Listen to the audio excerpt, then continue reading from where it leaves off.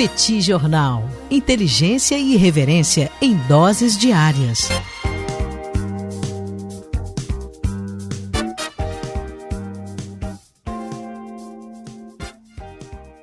Olá, gente. Bem-vindos, bem-vindas ao Petit Jornal. Esse é o bate-papo número 1063. Estamos gravando uma live no YouTube do Petit Jornal. São exatamente 19 horas e 28 minutos da quarta-feira, 22 de abril de 2026. Cá está a dupla de costume, a dupla que você conhece de cor. Tanguy, o Bagdadi animado, contente, preparado, revigorado, resiliente, retumbante, descansado, tarifado em 15% e aguardando o reembolso. Já fez lá o upload de todos os seus documentos e está agora esperando o dinheiro pingar na conta. E também está muito preocupado, o professor Bagdadi aí, conflitos diversos ao redor do mundo, Estreito de Hormuz, que está lá, abre, fecha, confusão instalada, e esses elementos acabam tirando o sono do professor Bagdadi. Temos também Daniel Souza, que é esse que vos fala. Ao longo dos próximos minutos, vamos repercutir os principais acontecimentos internacionais das últimas horas. Como vai, professor Bagdadi? Tudo bem? Vamos a isso? Tudo bem, Daniel Souza com S. Vamos lá para esse bate-papo 1063. Um prazer estar aqui mais uma vez nessa quarta-feira, entre feriados. Sim, ontem foi feriado nacional, amanhã é feriado no Rio de Janeiro. E tá aí o comprometimento do Petit Jornal. Amanhã tem episódio mais uma vez. E, Daniel Souza, queria deixar aqui as boas-vindas a todo mundo que acompanha a gente. Um prazer ter vocês aqui com a gente mais uma vez, né? Em mais um dia repleto de acontecimentos internacionais. Tem coisa acontecendo no Brasil, no Oriente Médio, né? Tem a Europa, né? A gente vai falar bastante de Europa no episódio de hoje. E, Daniel, eu já queria começar esse nosso episódio falando sobre terras raras no Brasil. Essa foi uma notícia que teve muita repercussão aqui no Brasil ao longo dos últimos dias, que é uma empresa americana que comprou uma empresa brasileira relacionada a terras raras. Eu queria que você explicasse para a gente esse cenário e quais são as repercussões que você tem visto por aí. É verdade, Tanguy. Aliás, no dia de hoje, nós tivemos no Congresso dos Estados Unidos o Jameson Greer defendendo o pagamento de um prêmio de segurança nacional, ou seja, que os aliados dos Estados Unidos estivessem dispostos a pagar um pouco mais caro por terras raras e minerais críticos, com o objetivo de tentar esvaziar o peso da China nesse mercado que é absolutamente estratégico. Essa é a ideia central dele, quer dizer, você teria, com esse pagamento de um elemento extra, de um valor extra, de um valor adicional, a construção de uma rede de resiliência estratégica.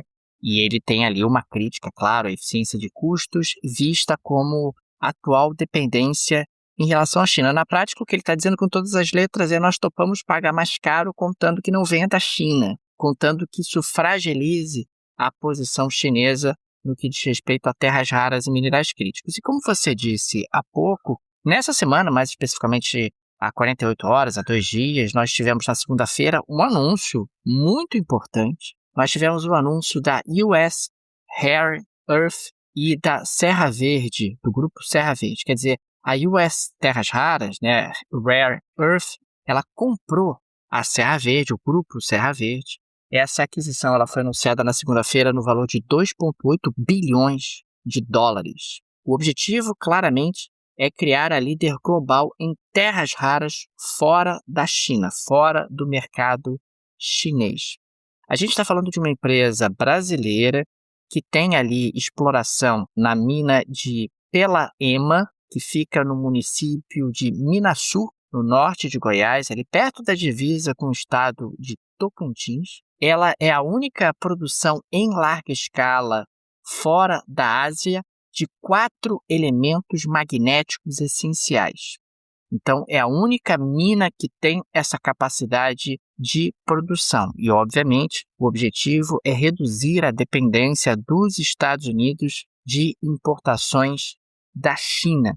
A gente está falando, na prática, de uma aquisição, uma parte está sendo dada em dinheiro, ou seja, nós temos aí os acionistas da empresa brasileira recebendo uma parte importante em dinheiro, e uma outra parte, aliás, a maior parte do negócio, vai ser feita através da emissão de ações, ou seja, os acionistas brasileiros vão se tornar acionistas nessa nova grande empresa que é formada pela aquisição da empresa brasileira pela empresa norte-americana. É importante registrar que essa empresa, a USA Rare Earth, ela pegou um empréstimo, inclusive, importante do governo americano no último mês de janeiro.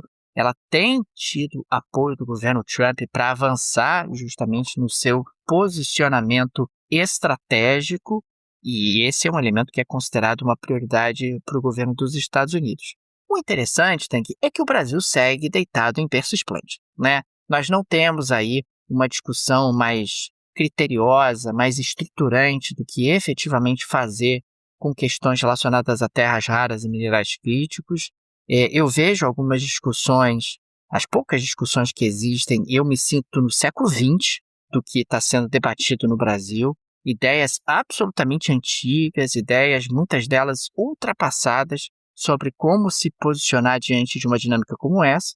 E o que acabou acontecendo foi que os americanos se apressaram e já fizeram ali uma aquisição, aliás, a maior aquisição disponível no mercado brasileiro. O Brasil tem aí as segundas maiores reservas do planeta, depois da China.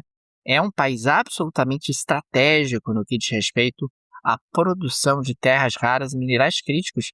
Fica aqui o próprio exemplo. A gente está falando de uma empresa que tem acesso a uma mina no estado de Goiás, e essa mina no estado de Goiás acaba tendo aí a capacidade de produzir os 4 elementos, ou de extrair os 4 elementos, elementos magnéticos essenciais, e isso não é pouca coisa. Então, nós observamos que é um cenário no qual o Brasil é foco de ambição, não tem jeito, por conta da sua enorme disponibilidade de recursos naturais, e até o presente momento nós não tivemos aí uma organização um pouco mais estruturada sobre o que deve ser efetivamente feito no Brasil. Inclusive, quando a gente olha para os 2 principais candidatos, de um lado você tem uma sugestão de um entreguismo em relação aos Estados Unidos, e o outro candidato fala de um certo estatismo e de um modelo muito antiquado.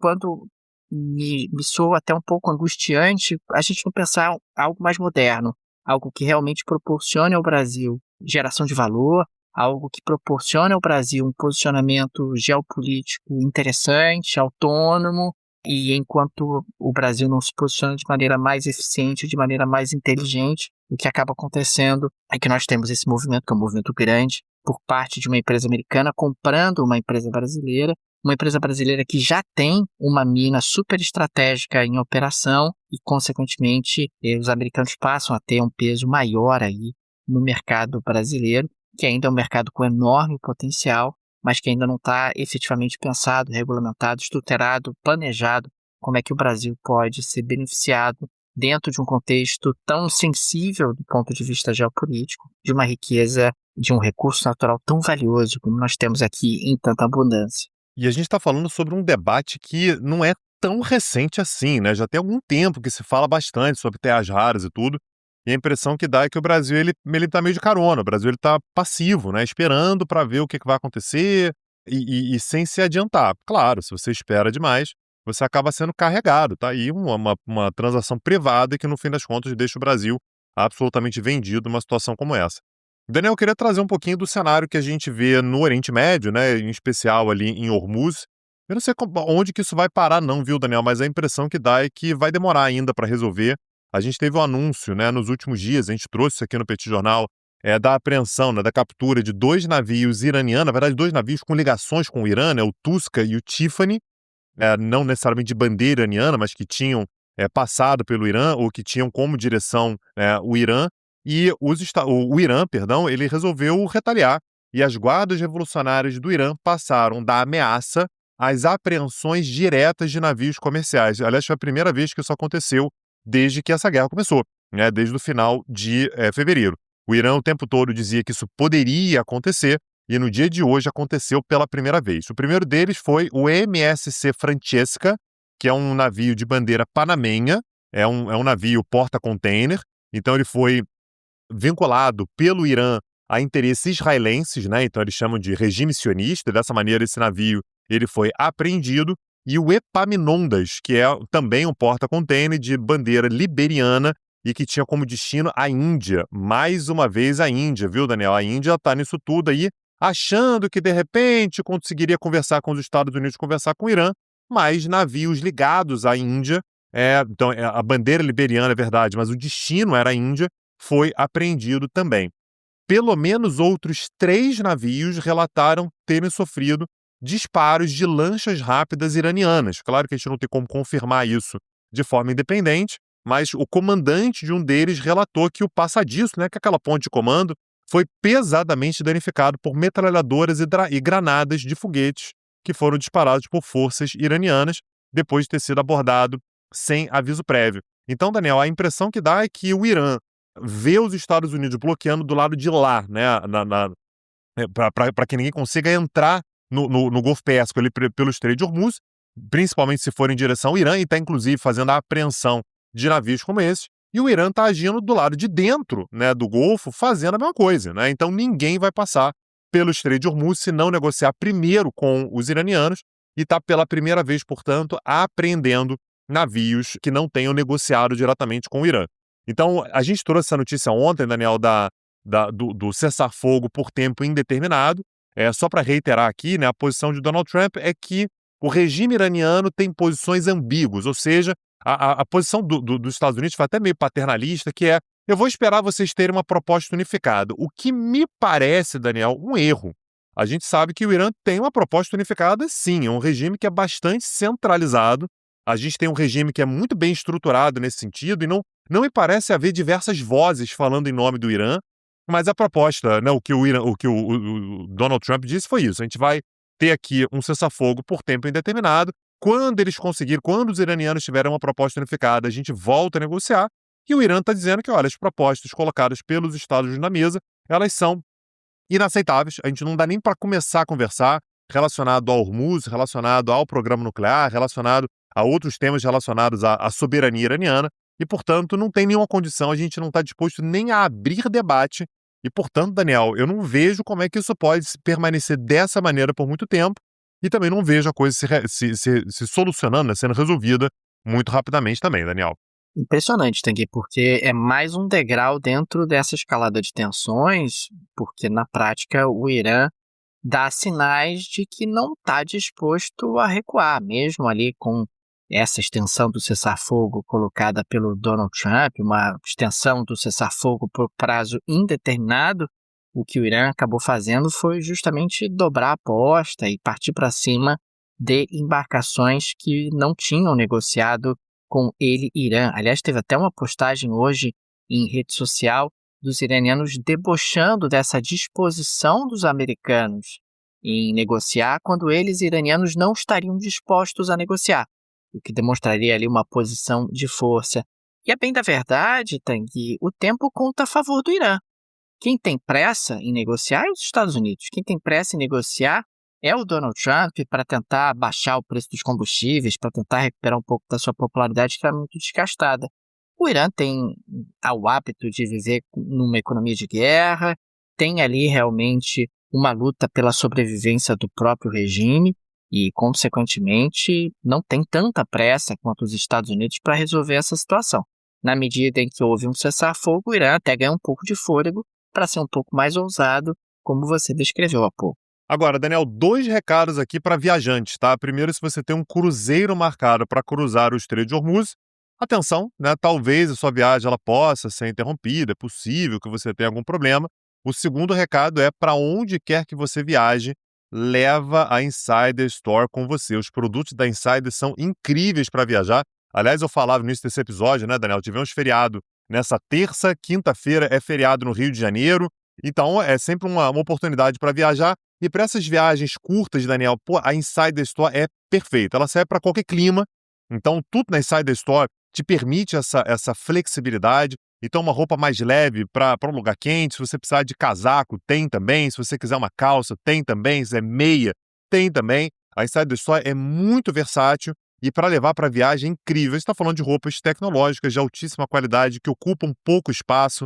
São roupas térmicas, fáceis de lavar, não amassam, né? Quer dizer, elas até amassam, mas elas desamassam no corpo com uma enorme facilidade, não deixam mau cheiro. Então, é a melhor pedida se você for fazer uma viagem. Então, mesmo que você queira fazer o estreito ali, né, fazer um cruzeiro ali por Hormuz, né, Daniel? Sabe, sei lá, tem gente que quer, né, Daniel? Leva a roupa da Insider porque vale a pena. 15% de desconto com o link que está na descrição desse episódio, caso seja sua primeira compra. Se você já for cliente, 10%. Imperdível, link na descrição desse episódio, Daniel. Olha, Tanque, eu já passei pela experiência de levar as roupas da Insider Store numa viagem, é espetacular. Primeiro porque as roupas acabam sendo levíssimas. Elas também são versáteis, elas também acabam tendo muita tecnologia, desamassam no corpo, e você tem ali a possibilidade de usar em diferentes situações. Então fica aqui a nossa recomendação, link no descritivo desse episódio, clique, conheça a Insider Store e aproveite as condições especialíssimas para os amigos e amigas do Pet Jornal. Link no descritivo. Daniel, a gente teve a liberação de mais uma pesquisa da Reuters Ipsos, né, naturalmente olhando para os Estados Unidos, né, para as eleições de meio de mandato que vão acontecer em novembro desse ano agora. E aí surgiu uma informação, né, dessa pesquisa, que foi medida nessa pesquisa, e que é mais um elemento de preocupação para Donald Trump. A gente sabe, Daniel, que no início do mandato dele havia uma grande aprovação nos Estados Unidos a medidas mais duras de controle à migração. Né? Então, assim, o cara, ele tá nos Estados Unidos sem documentos e tal, meu amigo, manda esse cara embora, é isso. Havia uma tolerância bastante grande a esse tipo de proposta e esse cenário ele começa a virar, Daniel. 52% dos americanos afirmaram ser menos propensos a votar em candidatos que apoiem a abordagem de Trump nas deportações. E apenas 42% mantém o apoio. Antes, você tinha um cenário que era praticamente o inverso, né? Você tinha uma aprovação muito grande, a gente estava falando de cerca de 50% apoiavam medidas duras de deportação, e esse número agora, portanto, ele cai para apenas 42%. Então, dessa maneira, Daniel, a gente começa a ter, inclusive, republicanos que começam a flexibilizar um pouco a sua postura, uma tentativa, claro, até de se descolar da imagem do presidente. Essas deportações elas são sempre muito ligadas à imagem do presidente. A gente teve alguns eventos que marcaram muito a opinião pública americana, os 2 americanos foram mortos, você teve um padre, né, que recentemente foi alvo também de ações bastante duras por parte do ICE. Então a gente teve, por exemplo, Daniel, uma deputada republicana da Flórida chamada Maria Elvira Salazar, obviamente da comunidade latina da Flórida, que está liderando uma ala que busca suavizar o tom, promovendo leis que legalizem imigrantes sem antecedentes criminais. E aí, olha que curioso, né? Você tem os republicanos que no início do mandato de Trump, durante a última campanha eleitoral e tudo, diziam, não, se o cara não tem documento, ele tem que ser deportado, e, portanto, a gente tem que parar de legalizar essa galera, e você começa a ter, a partir de agora, deputados republicanos que começa a dizer o seguinte, se o cara ele é indocumentado e não tem antecedentes criminais, esse cara tem que ser legalizado. O que acaba sendo um tiro pela culatra para as pretensões de Donald Trump.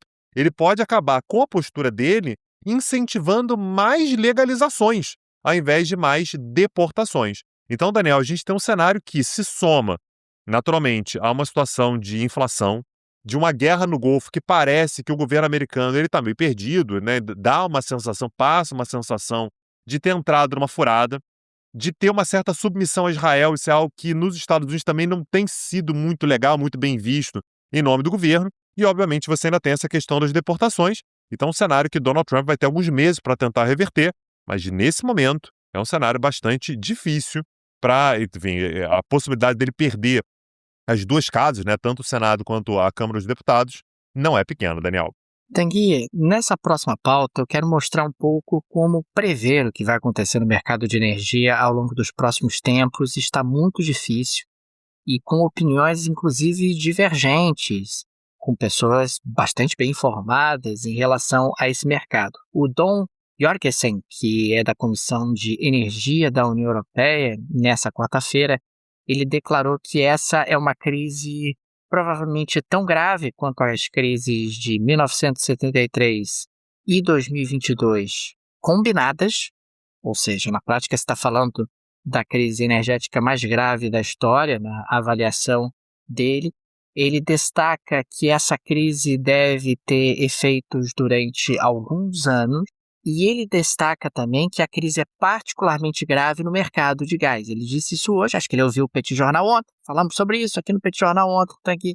Ele destacou que o Catar pode levar até 2 anos ou até mais para reconstruir a infraestrutura de gás que foi impactada pelo conflito. A gente também já falou sobre isso aqui no Petit Jornal em uma outra oportunidade. Consequentemente, não há expectativa de queda ou estabilização do preço do gás natural nos próximos 2 anos, segundo ele. O que para a União Europeia é uma péssima notícia e acaba trazendo repercussões econômicas super importantes. A própria Alemanha, no dia de hoje, acabou reduzindo até a previsão de crescimento para esse ano pela metade, cortou pela metade a previsão de crescimento por conta justamente dessa crise energética no Oriente Médio.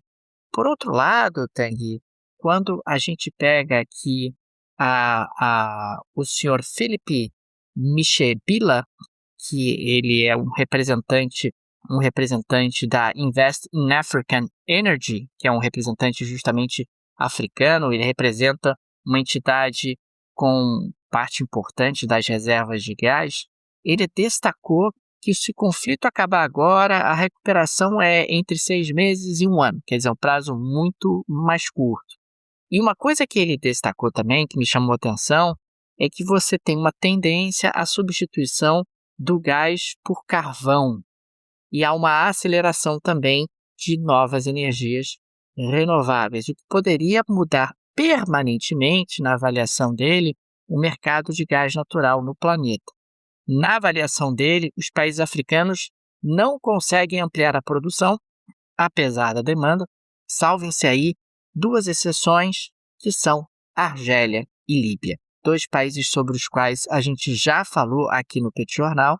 Esses 2 países teriam aí a capacidade de aumentar o fluxo de gás natural em direção à Europa. A Argélia já tem feito isso de uma forma bastante clara. A Líbia tem ali problemas internos um pouco mais difíceis de serem gerenciados. E uma outra coisa que ele também destacou é que os Estados Unidos têm aumentado as suas exportações de gás. Ou seja, os Estados Unidos têm sido beneficiados. Portanto, Tanguy, é difícil prever realmente quanto tempo você precisa para o mercado internacional se recuperar depois de encerrada a guerra que ainda não se encerrou, mas está muito claro que o mercado de gás vai ser muito mais impactado do que o mercado de petróleo, por conta do Catar em particular, e também por uma questão logística. É muito mais difícil realmente você transportar gás do que você transportar petróleo. E essa recuperação ela deve ser um pouquinho mais lenta e trazer aí repercussões importantes de curto, médio e longo prazo, na medida em que alguns países devem pensar em alternativas ao gás como matriz energética ou como fonte de energia. E, Daniel, aproveitando que você está falando sobre gás natural, a gente teve um avanço, né, uma mudança, na verdade, no cenário de gás natural para o leste europeu. Até algum tempo atrás, Daniel, a gente trouxe aqui a notícia de que a Ucrânia ela dizia o seguinte: olha, o gasoduto, né, o oleoduto, que liga a Rússia até países do leste europeu, principalmente a Hungria e a Eslováquia, que é o gasoduto Druzhba, é um gasoduto da década de 60, Daniel, soviético, ele foi danificado. E uma pena, foi danificado, a Rússia fez um ataque aqui, danificou, o petróleo não está podendo passar. Uma pena, gostaria muito de vender para você, né, gostaria muito de permitir que esse oleoduto levasse petróleo da Rússia em direção à Hungria, mas não está dando porque, afinal de contas, o aliado de vocês, a Rússia, destruiu aqui uma parte do ramal e eu estou tentando reconstruir. A Hungria, Daniel, vinha denunciando, tanto a Hungria quanto a República Tcheca, quanto a Eslováquia, vinha denunciando que, olha, isso é mentira. Isso aí a Ucrânia está querendo punir a gente pelo fato de que a gente é, de uma certa maneira, próximo à Rússia. Foi só o Viktor Orbán perder as eleições, Daniel, que, de repente, e o oleoduto ficou pronto. Então, o Zelensky anunciou que, olha, ótima notícia, conseguimos finalmente consertar o oleoduto, vocês vão voltar a receber aí o petróleo, exatamente na semana, aliás, Daniel, na qual você aprova, por parte da União Europeia, aquele pacote de 90 bilhões de euros em ajuda à Ucrânia, sem a oposição da Hungria. Então, a Hungria fez o meu jogo, de repente, o oleoduto apareceu consertado. Então, é uma jogada dupla, né, Daniel? Ao mesmo tempo em que você tem o reparo, né, desse gasoduto, desse oleoduto, perdão, e o petróleo volta a fluir, você tem também o pacote de ajuda de 90 bilhões de euros para a Ucrânia. Claro que a Rússia, Daniel, está olhando para isso e está falando assim, pô, vocês estão achando que eu sou besta, né? Porque agora a Ucrânia vai receber essa grana e vai ficar contra mim. Aí a jogada da Rússia foi a seguinte, é a Rússia que administra o gasoduto Druzhba. Esse gasoduto, Druzhba quer dizer amizade, tá, Daniel? A gente vê que toda uma grande irmandade, todo mundo muito amigo ali naquela região. Então, o que a Rússia está dizendo foi o seguinte, ô Alemanha, você que está aprovando aí, né, esses 90 bilhões de ajuda para a Ucrânia, é o seguinte, puxa vida, eu tô vendo aqui meu cronograma, e aquele petróleo que você quer comprar do Cazaquistão e que passa pelo meu território, você acredita que não vai dar para passar? Puxa vida, uma pena mesmo. Então a Rússia bloqueou, Daniel, colocou lá na agenda que, olha, esse ano agora, o petróleo que sai do Cazaquistão em direção à Alemanha não vai poder passar. E aí, olha o problema, Daniel. Isso afeta diretamente uma refinaria chamada Schwedt, que é uma refinaria alemã que abastece 90% do combustível de Berlim e da região de Brandemburgo. Sem o petróleo do Cazaquistão, essa refinaria vai perder cerca de 17% do seu suprimento anual. Então, a Rússia, ela permite, beleza, vocês vão liberar aí, então o petróleo que sai da Rússia vai chegar na Hungria e na Eslováquia passando pela Ucrânia, mas agora também eu vou prejudicar a Alemanha. É a Alemanha que vai bancar uma boa parte dessa grana que vai para a Ucrânia. Eu também vou bloquear o petróleo, portanto, cazaque não vai chegar, pelo menos com tanta facilidade, na Alemanha. Isso pode gerar um problemaço do ponto de vista energético. A Alemanha vai ter que dar um jeito de repor isso, mas pelo menos uma dor de cabeça o Putin vai arrumar para a Alemanha, Daniel. Tem que só registrando rapidamente que a expectativa de crescimento para a Alemanha, segundo o próprio governo alemão, ela foi revista, né? Caiu de 1% para 0,5% em 2026 e caiu de 1,3% para 0,9% em 2027. E a inflação desse ano, a expectativa de inflação, subiu de 2,2% para 2,7%. Reflexo direto dessa crise em Hormuz, que faz com que, na prática, a economia, que é a grande locomotiva da Europa, desacelere a sua expectativa de crescimento e aumente a sua expectativa de inflação. Aliás, tem muitos elementos também que contribuem ali para um certo mau humor em relação à economia alemã. Tem muitos analistas apontando a questão da carga tributária relativamente elevada, energia cara, excesso de burocracia. Consequentemente, a Alemanha precisaria aí passar por um processo reformista até para tentar buscar um novo caminho, depois que ela passou a ter problemas nos pilares do seu crescimento. Crescimento que era baseado em exportações e energia barata. Energia ficou cara e as exportações ficaram mais difíceis em função de mercados importantes que se fecharam. Ô Daniel, na Geleia da Shakira de hoje, eu queria pedir para os nossos ouvintes pegarem um caderninho para aprenderem a nova matemática. A matemática antiga, Daniel, ela ficou ultrapassada. E temos agora uma nova forma de fazer cálculo. Você poderia, por favor, Daniel, explicar os pilares dessa nova matemática? Perfeitamente, Tanguy. Anotem, gente. Na Geleia da Shakira de hoje, aprenderemos sobre uma nova regra. Uma regra diferente da que nós estamos acostumados. Afinal, em depoimento, no dia de hoje, ao Comitê de Finanças do Senado, Robert F. Kennedy Jr., que está atuando como secretário de saúde, seria o equivalente a ministro da saúde nos Estados Unidos, ele tentou justificar uma afirmação do presidente Donald Trump sobre descontos em medicamentos. O Donald Trump havia dito que, como o remédio saiu de $600 para $10, foi uma redução de 600%. Tá aqui. É isso, uma redução de 600%. O Kennedy acabou dizendo que o Donald Trump usa uma forma diferente de calcular, que ele tem uma matemática muito particular. E o que acabou acontecendo foi que a senadora Elizabeth Warren, de maneira muito paciente, disse o secretário, muito entre nós, matemática é uma só existe uma matemática. Se saiu de $600 para $10, a redução foi de 98%. Se sair de $600 para zero, o senhor secretário, a redução foi de 100%. Não tem como ser uma redução maior que 100%, secretário. Porque se saiu de 600 para zero é 100%. Tem que essas pessoas estão governando a maior potência do planeta. Esse camarada está tentando dizer na minha cara que o Trump reduziu o preço de um medicamento em 600%. Eu disse 600%. quando isso é tecnicamente impossível, pelo amor de Deus, é o presidente. Aí o secretário poderia dizer, não, o presidente se equivocou e tal, imagina, é a redução de 98%, que é muito expressiva, mas eles precisam puxar o saco do chefe. E para puxar o saco do chefe tem que dizer, não, é 600% mesmo de redução, 600%, que a matemática do Trump é diferente, porque o Trump é um cara especial, porque o Trump é um cara genial. E o medicamento caiu 600% de preço no caso do Donald Trump. Eu tô realmente indignado com essa violação das regras da matemática, aliás, regras tão elementares que envolvem aí uma simples porcentagem. Ô Daniel Souza, qualquer que seja a matemática, se a pessoa acessar petcursos.com.br, vai ver que tá de graça, viu, Daniel? Pô, tá muito barato, Daniel.